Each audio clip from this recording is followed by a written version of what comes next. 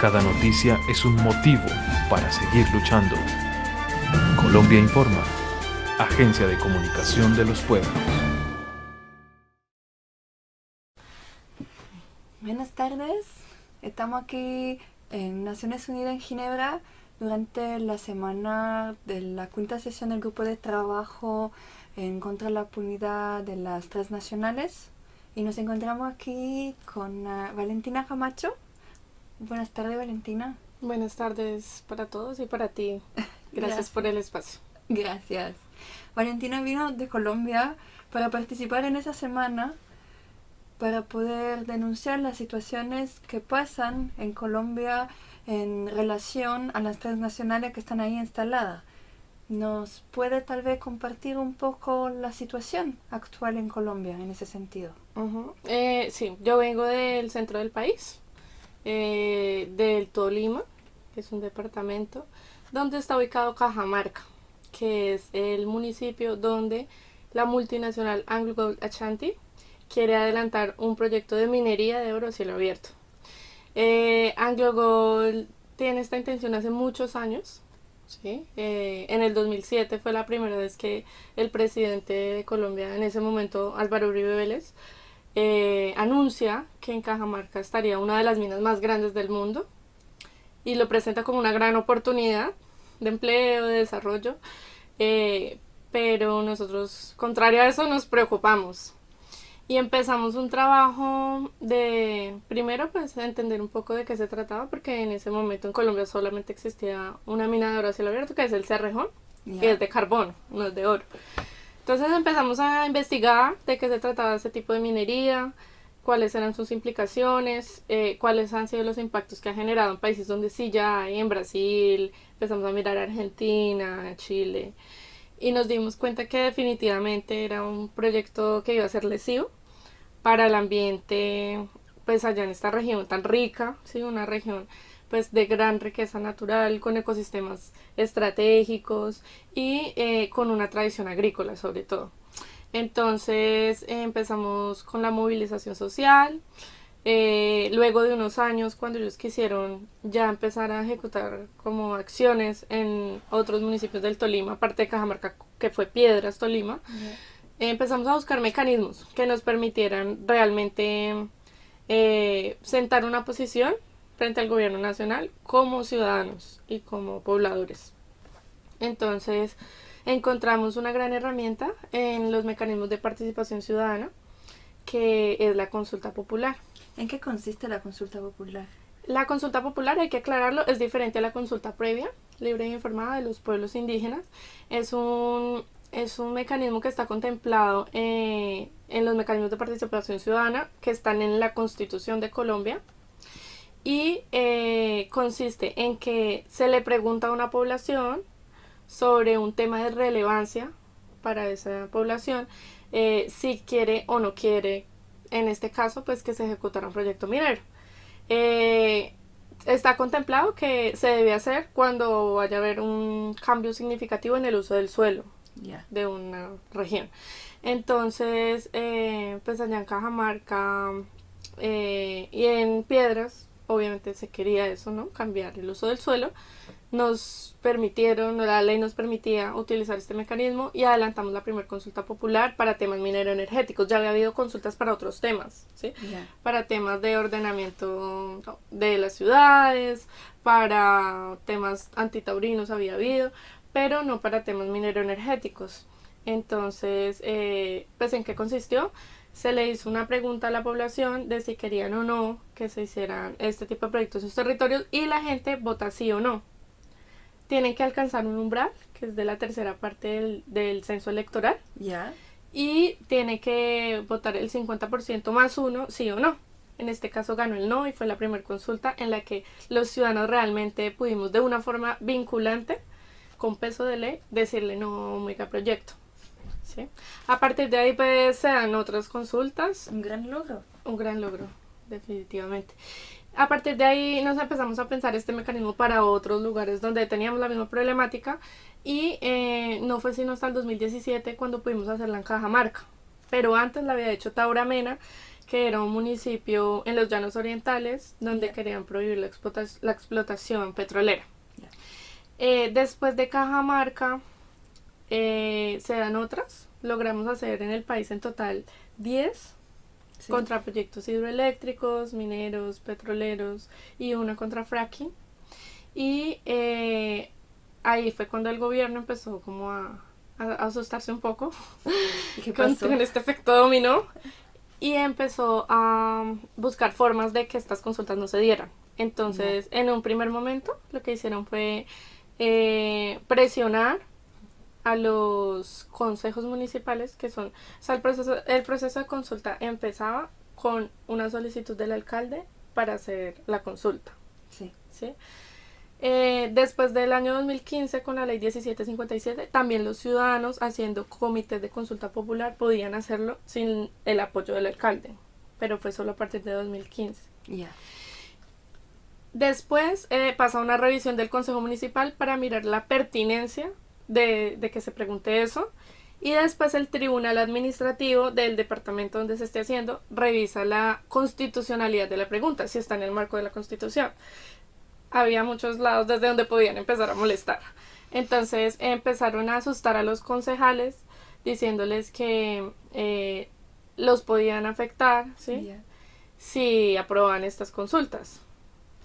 Empezaron a presionar a los alcaldes, a influir en los tribunales. Ahí se cayeron varios, porque eran muchas consultas en el país, yo creo que más de 100 las que estaban en proceso. Sí, ya. Y otras que alcanzaron a terminar todo este proceso. Empezó el gobierno nacional, que es el que tiene que girar los recursos a la registraduría, que es el órgano que hace las elecciones, Ya. las votaciones, los sufragios. Empezaron a no enviarle el dinero, ¿sí? El ministerio. Entonces ahí empezó a haber un debate sobre quién tenía que financiarlas. Siempre las financiaba el ministerio, Sí. ¿sí? Pero empezaron a debatir si era el ministerio, si eran los municipios, y en ese debate pues ya se quedaron ahí en el camino muchas otras consultas populares. ¿Y cómo se terminó? No, ¿Hubieron subvenciones o no? pues no, o sea, en este momento tenemos 10 hechas. Las otras 10 se hechas. cayeron a partir de esa presión y la posterior presión ya definitiva que realizaron también las empresas. Cambiaron 3 magistrados, pues que eran como de los que más, digamos, veían una importancia en la protección ambiental. Y llegaron otros 3 que estaban muy capturados corporativamente. Ya. Uno que era asesor jurídico de Ecopetrol, la empresa más grande de petrolera. Claro.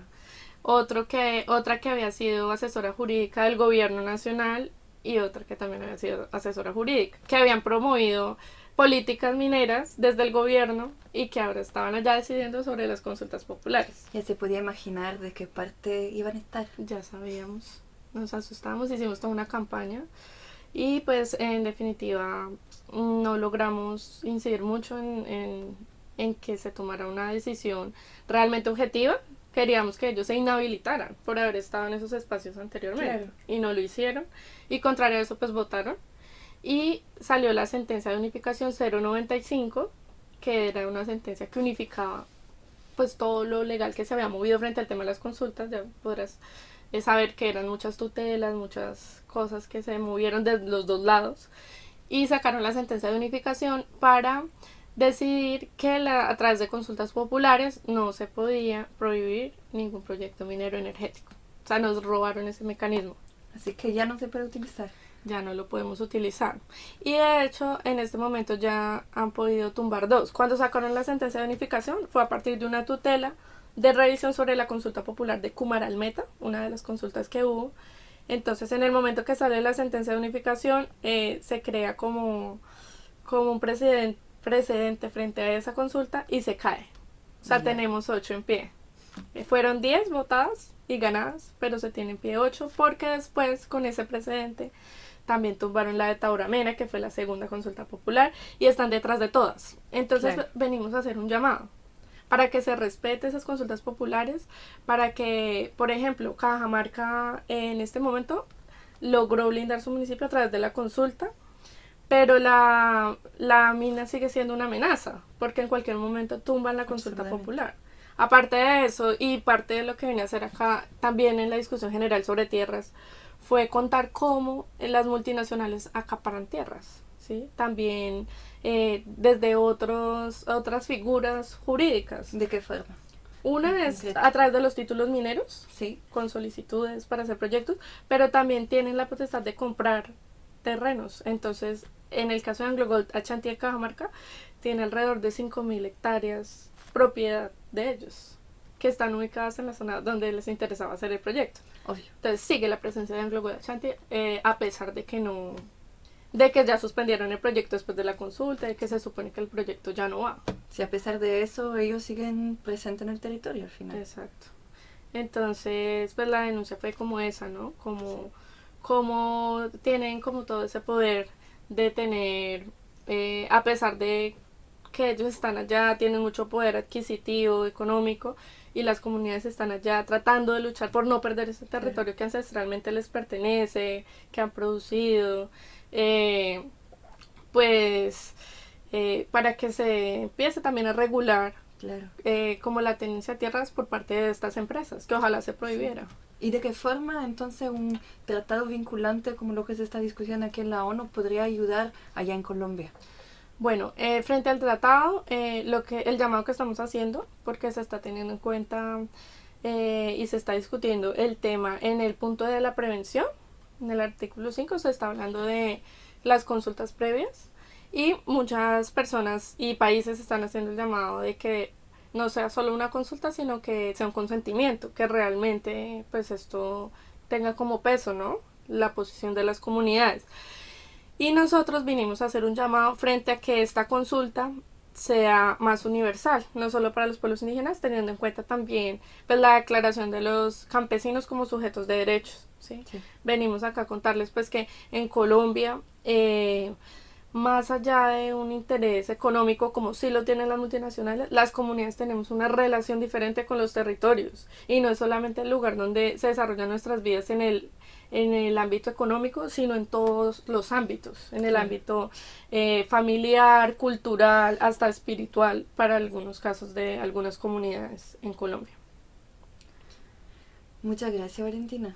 A ti. Espero que ese tratado pueda seguir hasta una sexta sesión y que de esa forma se puedan ayudar a las comunidades como la que están en Colombia.